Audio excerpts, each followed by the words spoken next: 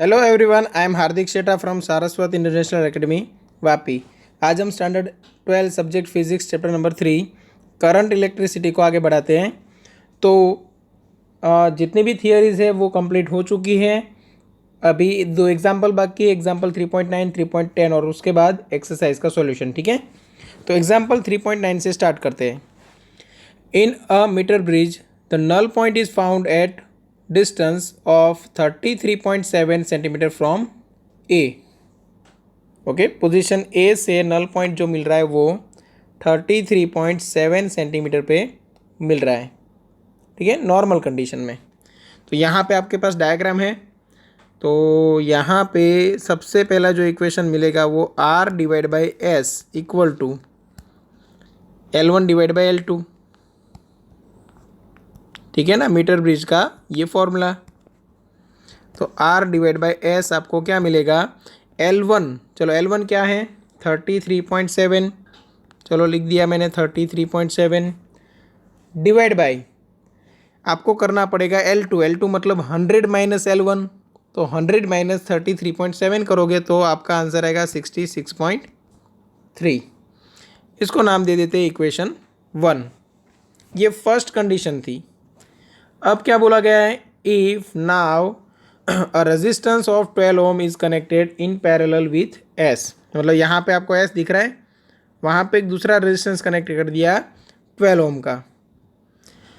The null point occurs at 51.9 centimetre. Determine the value of R and S. ठीक है, तो second case यहाँ पे लिखते हैं।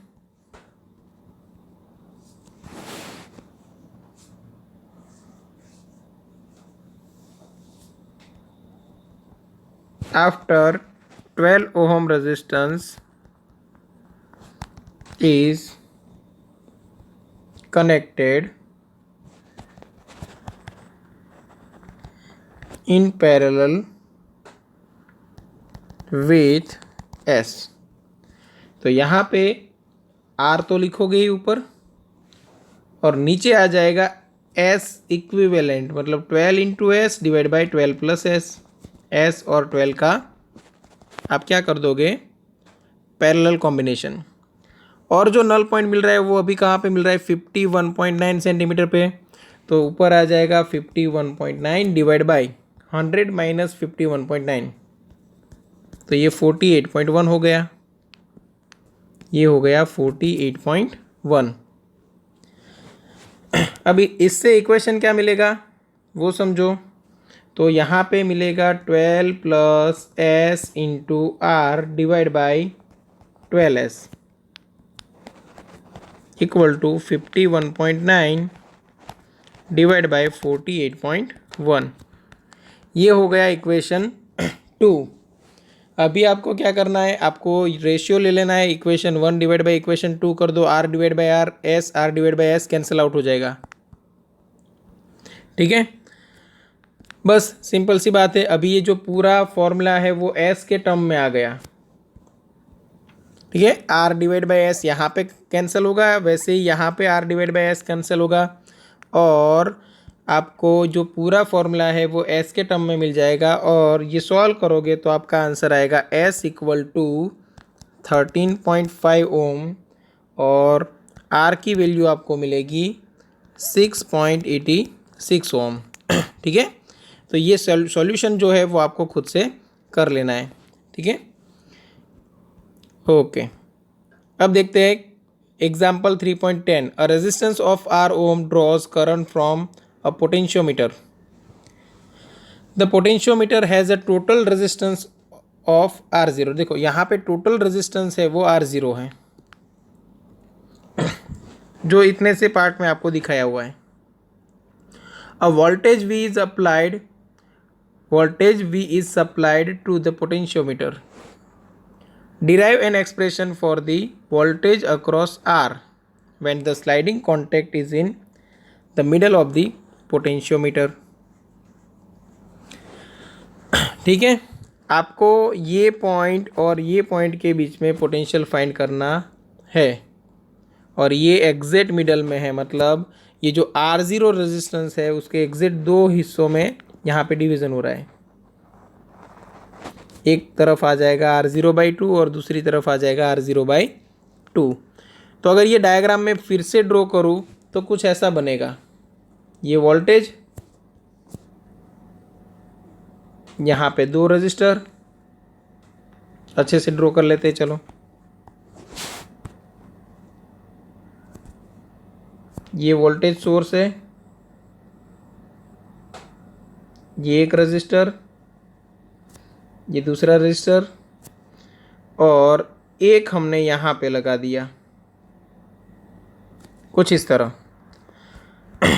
ये जो रेजिस्टेंस है उसकी वैल्यू यहाँ पे देख लेते हैं। यहाँ पे है R0/2, यहाँ पे भी R0/2, और यहाँ पे R, और आपको चाहिए R के अक्रॉस में पोटेंशियल डिफरेंस, और R का जो एंडिंग पॉइंट है वो यहीं पे मिलता है।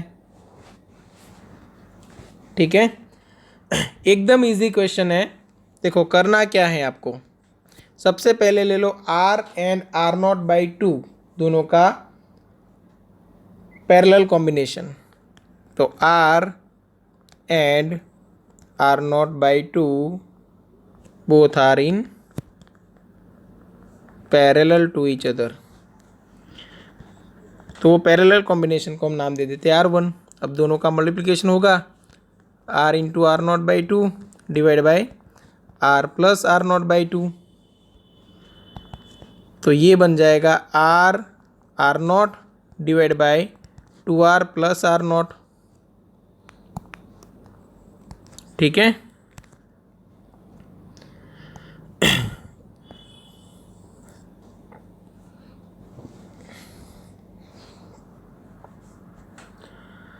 अब ये R1 मिल गया तो टोटल रेजिस्टेंस भी मिल जाएगा। ठीक है, तो टोटल करंट भी मिल सकता है। तो यहाँ पे हम ढूंढ निकालते हैं अभी total electric current passing through the circuit. तो I इक्वल टू क्या होना चाहिए, total voltage V divide by total resistance. अब टोटल रेजिस्टेंस कितना, देखो इन दोनों का हमने ले लिया R1 और ये सीरीज में हो गया R0/2। ठीक है, तो यहाँ पे आप लिखोगे total resistance R1 plus R0/2, तो ये बन जाएगा V divide by 2R1 plus R0, और डिवाइड बाई 2 वो ऊपर जाएगा। ठीक है, चलो ऐसे हमने लिख दिया। अब ये करंट भी मिल गया, अब करंट मिल गया तो आपको वोल्टेज मिल जाएगा, और वोल्टेज किसके अक्रॉस में चाहिए, वोल्टेज अक्रॉस R1 चाहिए आपको। ठीक है, आपको बोला गया है वोल्टेज फाइंड करो अक्रॉस R, तो वही होगा वोल्टेज अक्रॉस R0/2। बट अगर आप टोटल करंट की हेल्प से फाइंड करना चाहते हो, क्योंकि आपने यहाँ पे ढूंढ निकाला है टोटल करंट, तो टोटल करंट तो इन दोनों में डिवाइड हो रहा था, तो आपको लेना पड़ेगा इन दोनों का एक ही रेजिस्टेंस, इक्विवेलेंट रेजिस्टेंस। ठीक है, तभी आप कर सकते हो total current into equivalent resistance is equal to potential difference between these two points. ठीक है, तो वोल्टेज अक्रॉस R1 लेना है तो आपको लिखना पड़ेगा V1 equal to I into R1, और I क्या है वो हमें पता है 2V divide by 2R1 plus R0 into R1। ठीक है, अब यहाँ पे जो R1 है उसको हम इक्वेशन 1 नाम दे देते हैं। तो फ्रॉम इक्वेशन 1 यहाँ पे हम वैल्यू लेके आ रहे हैं 2, और R1 की जगह पे आपको लिखना है R0, या तो R into R0 divide by 2R plus R0। ठीक है, और प्लस ये R0 तो था ही, और इंटू R1 की जगह पे फिर से लिख दो R into R0 divide by 2R plus R0। देखो आप थोड़ा यहाँ पे ध्यान रखना कि हमने R1 की जगह पे ये पूरा ब्रैकेट लिखा हुआ है।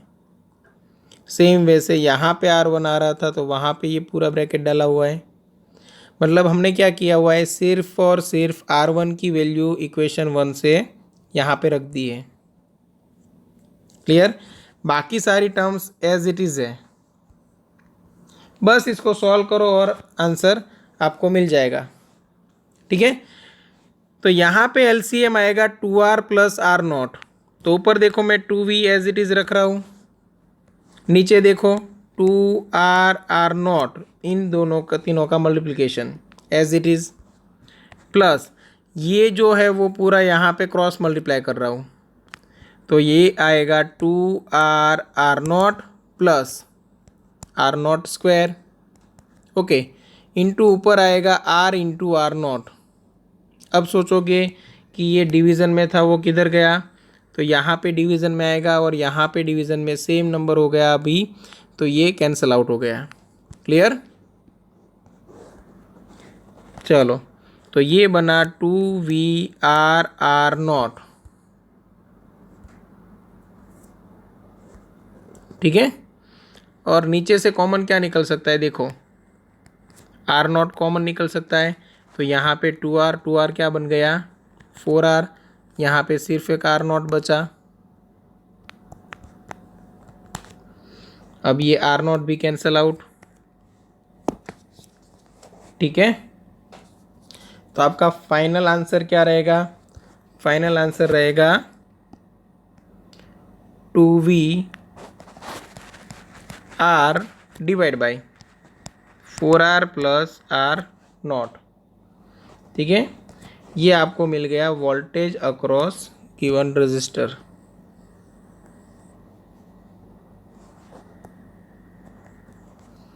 ठीक है, ओके, यहाँ से हम दूसरी मेथड भी ले सकते थे, यहाँ से दूसरी मेथड भी ले सकते थे, वोल्टेज डिवाइडर रूल, बट उसका डायरेक्ट फॉर्मूला टेक्स्ट बुक में नहीं है, तो हो सके तो यही मेथड फॉलो करो। ठीक है, चलो अभी आ जाते हैं एक्सरसाइज पे। एक्सरसाइज का question number 3.1। 3.1 question. The storage battery of a car has an EMF of 12 volt. If the internal resistance of the battery is 0.4 ohm, what is the maximum current that can be drawn from the battery? Okay, current maximum draw करने के लिए external resistance क्या होना चाहिए? 0। तो आपको सिर्फ लिख देना है for current to be maximum external resistance must be 0। तो I इक्वल टू सिंपल सा फॉर्मूला यहाँ पे आ जाएगा E/R, और E है 12, ये है 0.4, तो ये हो गया 30 एम्पियर। ठीक है, अब बात करते हैं क्वेश्चन नंबर 3.2। अब बैटरी ऑफ EMF, चलो EMF आपको दिया हुआ है 10 वोल्ट, इंटरनल रेजिस्टेंस आपको दिया हुआ है 3 ohm, connected to a resistor if the current in the circuit is 0.5 ohm. Current क्या है 0.5, sorry ampere. What is the resistance of the resistor? Okay, resistance क्या है? What is the internal, sorry what is the terminal voltage of the battery when circuit is closed? दो method है, आप पहले terminal voltage find कर लो, तो V equal to E minus IR कर दो, और उसकी हेल्प से बाहर का resistor V equal to capital IR करके रख दो, या तो आप पहले जो बोला गया है उसी को फाइंड कर लो। कैसे? I इक्वल टू बनेगा E upon capital R plus small r। अब I क्या है 0.5, E क्या है 10, कैपिटल R फाइंड करना है, और स्मॉल r है हमारे पास 3। चलो, तो ये R प्लस 3 इक्वल टू बन जाएगा 20, तो R इक्वल टू आपको मिल जाएगा 17 ओम। इजी? ओके, अभी आपको ढूंढ निकालना है टर्मिनल वोल्टेज। तो टर्मिनल वोल्टेज के लिए क्या करोगे? Terminal voltage V equal to आप करोगे I इंटू R। अब I कितना है 0.5 इंटू 17, क्या आंसर आएगा? तो 0.5 इंटू 17 करोगे तो 8.5। ठीक है, तो ये मिल गया आपको 8.5 वोल्ट। क्लियर? एकदम इजी है। चलो फटाफट आगे बढ़ते हैं। Question number 3.3, 3 resistor 1, 2 and 3 ohm are combine in series, what is the equivalent resistance. चलो आर इक्विवेलेंट इक्वल टू क्या करोगे आप, R1 plus R2 plus R3, series connection है इसीलिए 1 प्लस 2 प्लस 3 कितना हुआ 6 ओम। If the combination is connected to a battery of 12 volt and the negligible internal resistance, obtain the potential drop across each resistor। तो सबसे पहले ये जो ए part तो सॉल्व हो गया, बी पार्ट सॉल्व करने के लिए करंट फाइंड कर लो। तो current equal to total voltage divide by total resistance. Okay, voltage कितना है 12 और रेजिस्टेंस 6, तो ये हो गया 2 एम्पियर। अब आपको बोला गया है वोल्टेज अक्रॉस R1, तो आपको फाइंड करना है IR1। वोल्टेज अक्रॉस R2 तो V2 इक्वल टू IR2 और V3 इक्वल टू IR3। एकदम सिंपल है, करंट है 2 और फर्स्ट है रजिस्टर 1, तो ये हो गया 2 वोल्ट। करंट 2, सेकेंड है 2, तो ये 4 वोल्ट। और यहाँ पे 2 इंटू 3 ये 6 वोल्ट। तीनों वोल्टेज का एडिशन करके देख लो, टोटल वोल्टेज होना चाहिए 6 प्लस 4 प्लस 2 12 वोल्ट। तो यहाँ पे टोटल वोल्टेज आपको दिए हुए थे 12 वोल्ट। ठीक है, चलो अभी आते हैं क्वेश्चन नंबर 3.4 पे। सेम ऐसा ही क्वेश्चन है, फ़र्क ये है कि वहाँ पे सीरीज कनेक्शन था, यहाँ पे पैरेलल है। 3 resistors 2 ohm, 4 ohm and 5 ohm are connected in parallel. What is the total resistance of the combination? तो आप क्या करोगे 1 upon R equivalent equal to 1 upon R1 plus 1 upon R2 plus 1 upon R3 कर दोगे, मतलब 1 upon 2 plus 1 upon 4 plus 1 upon 5। ठीक है, उसकी हेल्प से आप ढूंढ निकालोगे R इक्विवेलेंट। क्लियर, ये तो मिल जाएगा। If the combination is connected to a battery of 20 volt and negligible internal resistance, determine the current through each resistor and total current drawn from battery। चलो टोटल करंट के लिए आप क्या करोगे, तो total voltage divide by R equivalent मिल जाएगा, easy है। ठीक है, उसके बाद अगर आपको I1 चाहिए तो V डिवाइड बाय R1, क्योंकि पैरेलल में वोल्टेज सेम रहते हैं। I2 चाहिए तो V डिवाइड बाय R2 और I3 चाहिए तो V डिवाइड बाई R3। ठीक है ना, मतलब हर एक वैल्यू यहाँ पे आपको मिल जाएगी, सिर्फ आपको क्या करना है कैलकुलेशन मैं आपके ऊपर छोड़ रहा हूँ। Clear, okay. अभी आते हैं क्वेश्चन नंबर 3.5 पे। एट रूम टेम्परेचर मतलब 27 डिग्री सेल्सियस। ठीक है, जैसे जैसे क्वेश्चन में पढ़ते जाता हूँ वैसे वैसे यहाँ पे मैं डेटा लिखता हूँ। तो T नॉट इक्वल टू आप लिखोगे 27 degree Celsius. The resistance of the heating element is R naught equal to 100 ohm. What is the temperature of the element if the resistance is found to be 117 ohm. मतलब हमें temperature find करना है और resistance वहाँ का दिया हुआ है 117 ohm. Given that the temperature coefficient of the material alpha. चलो आपको अल्फ़ा भी दिया हुआ है, अल्फ़ा कितना है 1.7 इंटू 10⁻⁻4 डिग्री सेल्सियस इनवर्स। एकदम इजी है, क्या करना है सिर्फ फॉर्मूला लगाओ, R equal to R0 into 1 plus alpha into T minus T0। ठीक है, R दिया हुआ है 117, R0 आपको दिया हुआ है 100 इंटू आपको करना है 1 प्लस अल्फ़ा फाइंड करना है, सॉरी अल्फ़ा दिया हुआ है तो वो भी वैल्यू डाल दो 1.7 इंटू 10⁻⁻4। T फाइंड करना है, T0 आपको दिया हुआ है।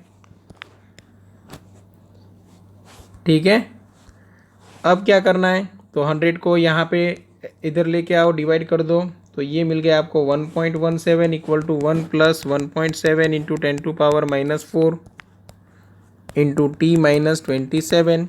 अब ये 1 है उसको इधर लेके जाओ तो -1 हो जाएगा, तो यहाँ पे 0.17 equal to 1.7 into 10⁻⁻4 into T minus 27। चलो अभी क्या करोगे, तो अभी ये टर्म है वो नीचे लेके आओ, तो ये 10⁻⁻4 नीचे जाएगा, ऊपर जाएगा तो फिर से बन जाएगा 10⁻+4। ठीक है, तो ये आपका आंसर आएगा 1000 इक्वल टू T-27।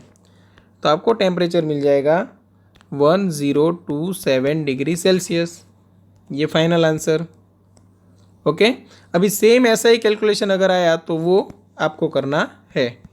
जैसे कि यहाँ पे 3.6, a negligibly small current is passed through a wire of length 15 meter. Length कितना दिया हुआ है? 15 meter. And uniform cross section area कितना दिया हुआ है?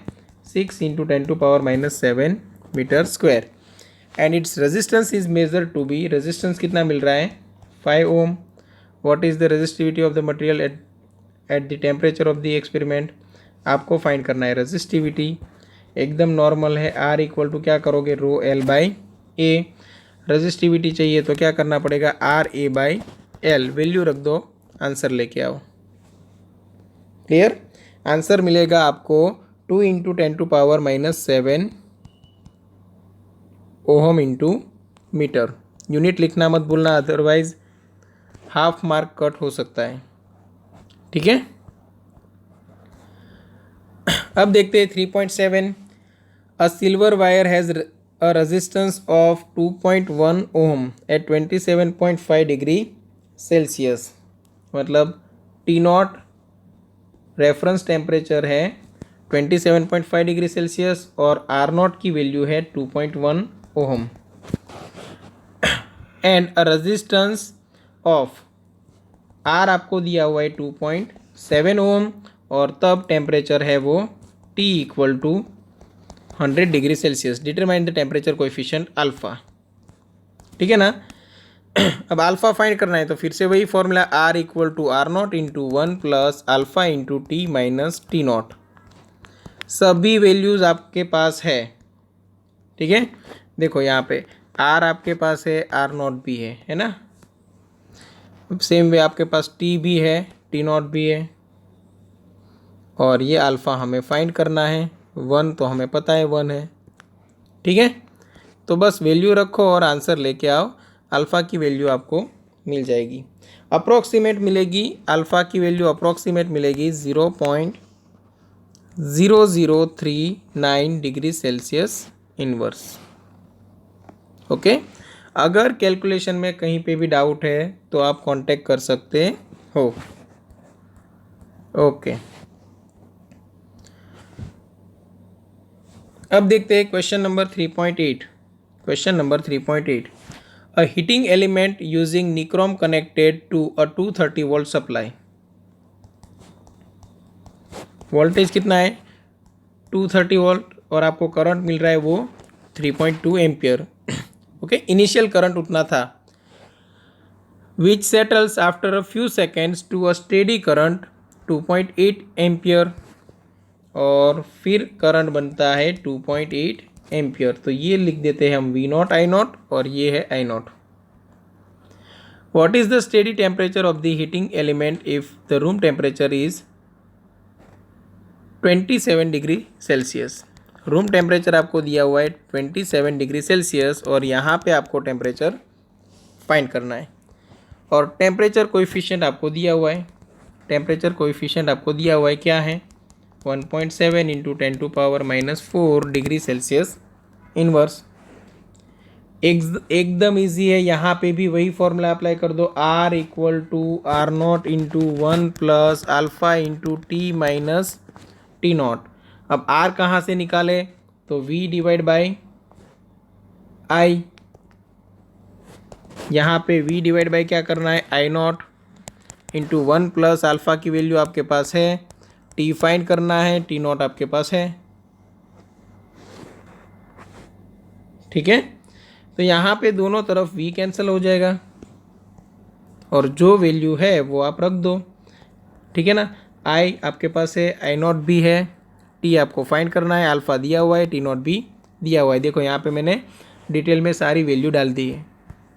क्लियर? बस इक्वेशन में वैल्यू रखो और अल्फ़ा अलग निकाल के ले आओ।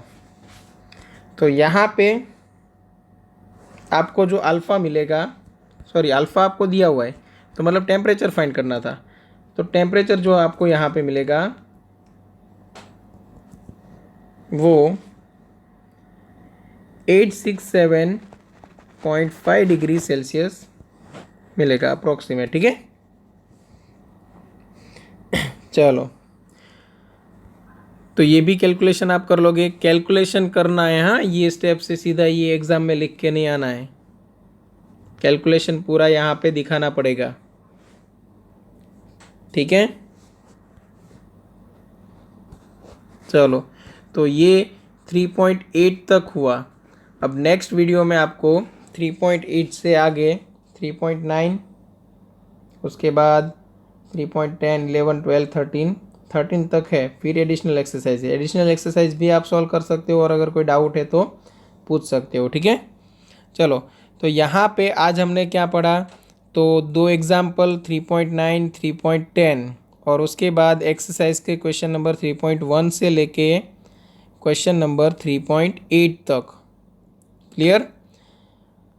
ये सब एक बार लिख के प्रैक्टिस कर लो, जितना कैलकुलेशन बाकी रखा है वो कैलकुलेशन कर लो, चेक कर लो आंसर आ रहा है कि नहीं। अगर कोई डाउट है तो कांटेक्ट कर सकते हो। ठीक है, चलो यहाँ तक रखते हैं।